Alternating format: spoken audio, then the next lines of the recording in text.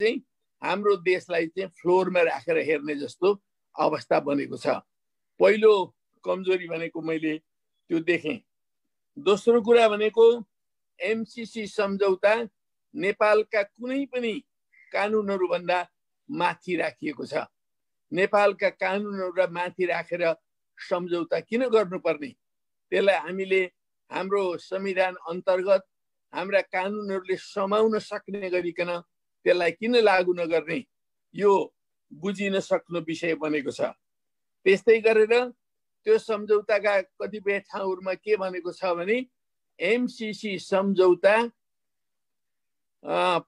लागू गर्ने सिलसिलामा अमेरिकाको वर्तमान कानुन र अमेरिकाको भविष्यमा लागू हुने कानुनलाई पनि मान्नुपर्छ भनेर पनि त्यसमा एउटा प्रावधानमा भनिएको छ। यसको अर्थ के हो? यसको स्पष्टीकरण छैन। किन नेपालले अमेरिकाका कानुन मान्नुपर्ने? किन नेपालले अमेरिकाको भविष्यमा बन्ने कानुन समेत मान्नुपर्ने? यो अनौठो कुरा, अनौठा प्रावधानहरू समेत त्यसमा चाहिँ नै राखिएको छ। त्यसै गरेर अमेरिकाको सुरक्षा नीतिमा वा उनीहरूको स्वार्थमा चोट पर्ने खालको कुनै पनि कुरा भयो भने अमेरिकाले तुरुन्तै रद्द गर्न सक्छ।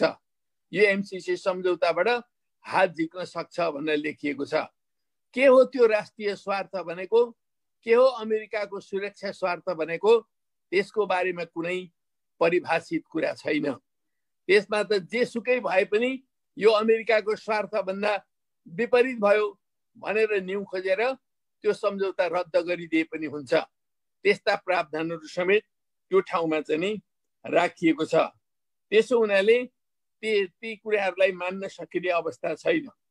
त्यसै गरी विद्युत प्रसारण लाइनमा उपयोग हुने जुन भूमि हो त्यो भूमि विद्युत प्रसारण लाइन निर्माण गर्दाखेरि स्वाभाविक रूपले हामीले ठुलो मात्रामा भूमि अधिग्रहण गर्नुपर्ने हुन्छ। त्यो अधिग्रहण गरेको भूमिमा अनिश्चित कालका लागि एमसीसी को अधिकार रहने कुरा गरिएको छ। एमसीसी को अधिकार किन रहने? नेपालको भूभागमा, नेपालको सार्वभौम सत्ता सम्पन्न भएको भूभागमा एमसीसीले मात्रै त्यो प्रकारका मात्रै भन्दा पनि एमसीसी को अधिकार अनिश्चितकालीन रूपले राखिने कुरा आफैमा एउटा सार्वभौम सत्ता सम्पन्न मुलुकको निम्ति प्रश्न उठ्ने कुरा हो। यस्ता प्रावधानहरू त्यसमा राखिएको छ।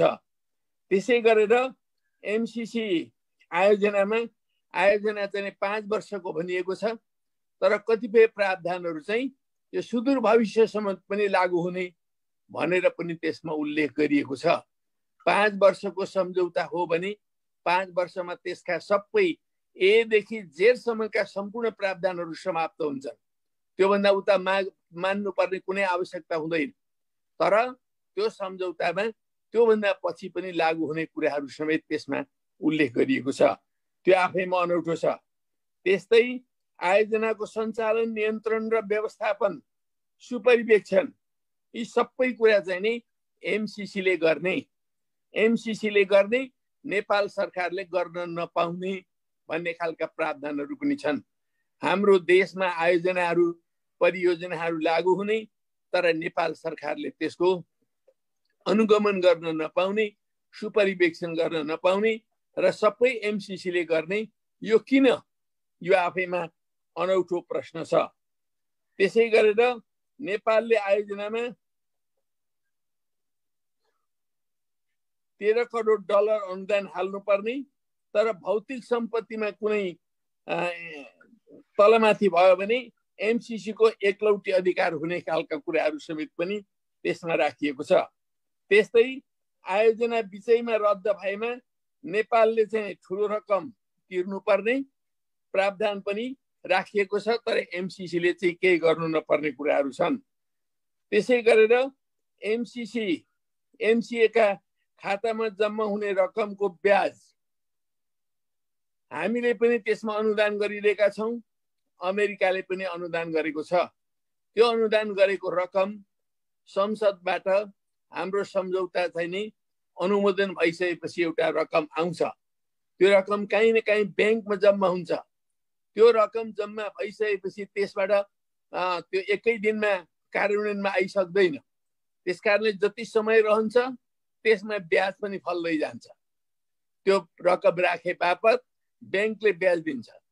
त्यो ब्याजमा एमसीसीको मात्रै पूर्ण रूपले एकाधिकार हुने, तर नेपालको चाहिँ त्यसमा कुनै अर्थ नै नरहने खालको कुराहरू समेत त्यसमा चाहिँ उल्लेख गरिएको छ। त्यसकारणले त्यो आफैमा अमान्य हुने कुराहरू चाहिँ त्यसले देखाउँछ।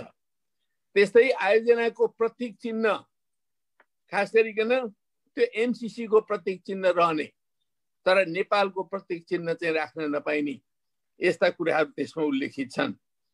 आयोजनामा नेपाल सरकारका कुनै निकायलाई संलग्न गराउनु पर्यो भने एमसीसीको स्वीकृति लिनुपर्ने कुरा छ। नेपाल सरकार हुँदाहुँदै आफ्नो देशमा लागू हुने कार्यक्रममा आयोजनामा एमसीसीको स्वीकृति लिनुपर्ने किन? कसैलाई सम्झौता गराउँदा नेपालको सार्वभौम सत्ता चाहिँ सीमित भएन? त्यसो गर्दाखेरि त्यो प्रश्न सजिलैसँगले उठ्छ। आयोजनाको सञ्चालनमा केही एनजिओका प्रतिनिधिहरू, त्यस्तै गरेर गैर सरकारी संस्था अथवा नागरिक समाजका प्रतिनिधिहरू राख्ने कुरा छ। तर त्यो राख्दाखेरि पनि एमसीएले गर्ने, एमसीसीले गर्ने, तर चाहिँ नि नेपाल सरकारले गर्न नपाउने भन्ने कुरा छन्। यो पनि एउटा अनौठो कुरा छ। त्यस्तै सम्झौता अनुमोदन गर्न संसदमा लानु पर्ने, तर यो सम्झौता कुनै संशोधन भयो भने त्यो संशोधन चाहिँ संसदमा लानु नपर्ने प्रावधानहरू पनि राखिएको छ। अहिले यो सम्झौता हामीले संसदमा टेबल गरेका छौँ। टेबल भएको छ, खास गरिकन यसको सम्पत्ति भएर बसेको छ, तर त्यसबारेमा अनुमोदन भएको छैन। त्यो अनुमोदन नभएसम्म त्यसलाई त लागू गर्न त मिल्दैन। तर कस्ता प्रावधानहरू छन् भने त्यो अनुमोदन होस् कि नहोस्, तर त्यो सम्झौताका कतिपय प्रावधानहरू संशोधन गर्न मिल्ने कुराहरू छन्। दुई पक्ष मिलेर एउटा प्रावधान त संशोधन गरिसकेका रहेछन् यो बिचमा, जबकि त्यो संशोधन गरेको कुरा चाहिँ संसदमा अनुमोदन गर्ने कुरालाई थाहै पत्तै छैन। त्यो संशोधन भइसकेको दस्तावेज हामीले अनुमोदन गर्नुपर्ने रहेछ। यस्ता कन्ट्राडिक्टरी कुराहरू समेत त्यसभित्र रहेका छन्। र एमसीसीको कारण कुनै क्षतिपूर्ति दिनुपर्ने भएमा नेपाल सरकारले मात्र तिर्नुपर्ने, तर आयोजनाको अनुगमन र सुपरिवेक्षण नेपाल सरकारले गर्न नपाउने भनेको छ। आफूले सुपरिवेक्षण चाहिँ गर्न नपाउने, तर क्षतिपूर्ति दिनुपर्ने भयो भने चाहिँ सम्पूर्ण रूपले नेपालले दिनुपर्ने जस्ता कुराहरू त्यसमा उल्लेखित गरिएका छन्। आयोजनामा कर्मचारी नियुक्ति गर्दाखेरि नेपाल सरकारले होइन, एमसीसीले नियुक्ति गर्ने खालको कुराहरू छन्। र कतिपय आयोजनामा नियुक्त गर्ने कर्मचारीहरूको नागरिकता हेर्न नपाइने भन्ने खालका कुराहरू समेत त्यसमा छन्। यी सबै कुराहरू दस्तावेजमा तपाईहरु आफै पढ्न सक्नुहुन्छ, आफै हेर्न सक्नुहुन्छ र ती कुराहरू के हुन् त्यस्तामा निचोड निकाल्न सक्नुहुन्छ। त्यसो हुनाले यस्ता प्रावधानहरू यसभित्र राखिएका छन्। अरू पनि थुप्रै कुराहरू छन्। यो दस्तावेज को सन्दर्भमा हामीले अध्ययन गर्दाखेरि निकालेका 30-35 वटा चाहिँ नि यस्ता त्रुटिपूर्ण प्रावधानहरू रहेका छन्, जसलाई सच्याउनु जरुरी छ। अमेरिका र नेपालका बीचमा मैत्रीपूर्ण सम्बन्ध छ, राम्रो सम्बन्ध छ। हामीले उहिलेदेखि नै दौत्य सम्बन्ध राखेका छौँ, सरसहयोग गरिरहेका छौँ, सरसहयोग चलिरहेका छन्। अमेरिकाले नेपाललाई विभिन्न कालखण्डदेखि सहयोग गर्दै पनि आएको छ र यो सहयोग गर्दै आएको जुन कुरा छ यसलाई हामीले अगाडि बढाउनुको लागि यो सम्झौतालाई पनि लागू गर्नुपर्छ, तर यी कुराहरू सुधार गर्नै पर्छ। हामी सम्झौता सुन्ने बित्तिकै निरपेक्ष रूपले बहिष्कार गर्नुपर्छ, अस्वीकार गर्नुपर्छ, यो त अमेरिकनहरूसँगको पो कुरा हो भन्ने पनि ठान्दैनौँ। र होइन अहिलेको सरकारले भन्ने जस्तो जस्तो छ त्यस्तै लागू गर्नुपर्छ, त्यसलाई अरू कमा फुल स्टप पनि चेन्ज गर्नु हुँदैन, जुनसुकै हिसाबले पनि यसलाई लागू गर्नुपर्छ। अघिल्लो सरकारले गरेको कुरा हो यो त सरकारको अविच्छिन्न अधिकार हुन्छ। पहिलो सरकारले गरेको कुरा पछिल्लो सरकारले लागू गर्नै पर्छ भन्ने पक्षमा पनि हामी छैनौँ। यो निरपेक्ष स्वीकारवाद, निरपेक्ष अस्वीकारवाद, यो दुईटै कुराहरू गलत हुन्छन्। हामीले तथ्यहरूको आधारमा सत्य पत्ता लगाउने हो। हामीले कुनै आग्रह राखेर अगाडि बढ्नु जरुरी छैन, पूर्वाग्रह राखेर पनि अगाडि बढ्नु जरुरी छैन। तर एमसीसी सम्झौताकै दस्तावेजमा यत्राविधि त्रुटिहरू देखा परेपछि ती कुराहरूलाई प्रष्टीकरण गर्ने, तिनीहरूलाई सुधार गर्ने, तिनीहरूलाई अझ परिमार्जित गर्ने, परिष्कृत गर्ने, यो काम गर्नु अत्यन्त जरुरी छ। त्यसो गरियो भने हामीलाई अमेरिकाको अनुदान लिनलाई केही आपत्ति छैन। त्यो त अनुदान हो नि, अनुदानको रकम महत्त्वपूर्ण रकम पनि हो।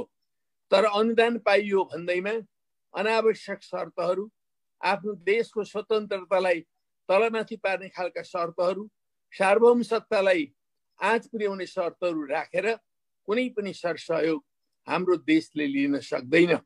यो 21औं शताब्दीको तेस्रो दशकमा प्रवेश गरिरहेको राष्ट्रले लिन सक्दैन। हाम्रो हेर्नुहोस् न, अहिलेसम्म सिमानासम्म अङ्कित भएको छैन। हामीले आफ्नो सिमाना अङ्कित गर्नुको लागि अहिले पनि लडाइँ लड्नु परेको छ। लिम्पियाधुरा, कालापानी, लिपु लेक हाम्रो हो भनेर भन्दाखेरि छिमेकीहरू हामीलाई राम्रो ठानिरहेका छैनन्। त्यसो हुनाले यस्तो बेलासम्म पनि हामीले हाम्रा सिमाना संस्था समस्यालाई समेत पनि जुझ्नु परिरहेको बेलामा अरू सम्झौताहरू गर्दा हामीले होसियारीपूर्वक गर्नुपर्छ। हामी अब स्वतन्त्र छौँ, हामी सार्वभौम सत्ता सम्पन्न छौँ, राष्ट्रिय अखण्डताले युक्त छौँ, हामी स्वाधीन, हामी स्वतन्त्र मुलुक हौँ र हामीले कुनै पनि देशसँग गर्ने सहमति सम्झौताहरू समानताको आधारमा गर्नुपर्छ। संसारमा ठुला देशहरू पनि छन्, साना देशहरू पनि छन्, संसारमा शक्तिशाली देशहरू पनि छन्, कमजोर देशहरू पनि छन्, संसारमा धेरै साधन स्रोतहरूका भएका देशहरू पनि छन्, कम साधन स्रोतहरू भएका देशहरू पनि छन्। तर जत्रा जत्रा देशहरू भए पनि उनीहरूको सार्वभौम शक्ति अथवा सार्वभौमिकता भनेको जहिले पनि समान हुन्छ। हामी संयुक्त राज्य अमेरिका र नेपालको बीचको सार्वभौम सत्ता बराबरी हो। अमेरिकाको सार्वभौम सत्ता चाहिँ ठुलो अनि नेपालको चाहिँ सानो हुन सक्दैन। हामीले त्यो स्वाभिमानका साथमा, त्यो स्वतन्त्रता बोधका साथमा हामीले एउटा स्वतन्त्र मुलुकको नेतृत्वको हैसियतले 21औं शताब्दीको तेस्रो दशकको नेतृत्वको हैसियतले हामी उभिनुपर्छ। लाचार भएर होइन, अरूको प्यादा भएर पनि होइन, अरूले जे गर्छन् त्यही कुरालाई जस्ताको तस्तै मान्नुपर्छ भनेर होइन। हाम्रो राष्ट्रिय हित के हो त्यसलाई सर्वोपरि राखेर हामी एउटा टुङ्गोमा पुग्नुपर्छ र यसलाई अगाडि बढाउनु पर्ने हुन्छ। एमसीसी सम्झौतालाई हामीले निष्कर्षमा पुर्याउनुको निम्ति सबभन्दा पहिलो कुरा भनेको आइपीएस को अङ्ग हो कि होइन प्रश्न हुनुपर्छ र दोस्रो कुरा भनेको एमसीसी को सम्झौतामा अघि मैले उल्लेख गरेका जुन कमी त्रुटिहरू छन् अथवा प्रष्टीकरण गर्नुपर्ने पक्षहरू छन् ती कुराहरूलाई सच्याइनुपर्छ।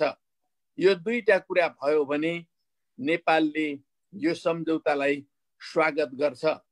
तर यस्तो सम्झौताको बारेमा हाम्रो पार्टीको केन्द्रीय कमिटीको दोस्रो बैठकले जुन ढङ्गले कार्यदल निर्माण गरेर व्यापक रूपले अध्ययन गर्यो र त्यो अध्ययन गरेर हामीले त्यसको प्रतिवेदन समेत निकाल्यौं र त्यो प्रतिवेदन हामीले हाम्रो गौरवमय पार्टी नेकपाका दुईटा अध्यक्षहरूलाई बुझाएका छौं। एउटा अध्यक्ष कमरेड प्रचण्ड अब यसलाई चाँडोभन्दा चाँडो टुङ्गोमा पुर्याउन यसलाई कमिटीका बैठकहरू राखौं भनेर पटक पटक भनिरहनु भएको छ।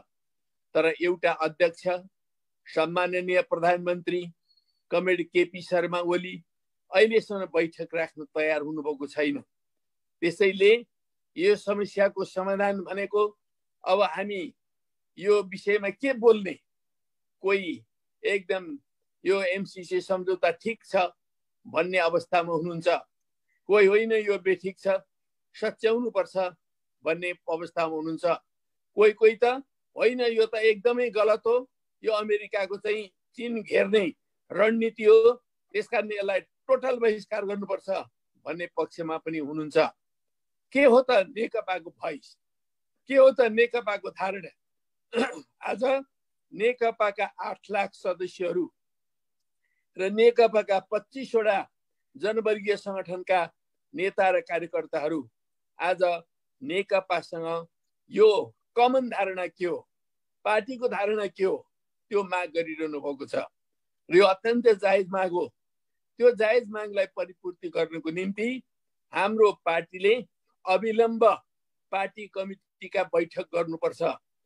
स्थायी समितिको बैठक माग भइरहेको छ, स्थायी कमिटीको बैठक राख्नु पर्यो भनेर पटक पटक हामीले माग गरिरहेका छौँ। स्थायी कमिटीका 20 जना सदस्यहरूले समेत लिखित रूपमा पनि माग गर्नुभएको छ, तर अहिलेसम्म स्थायी समितिको बैठक आयोजना हुन सकिरहेको छैन।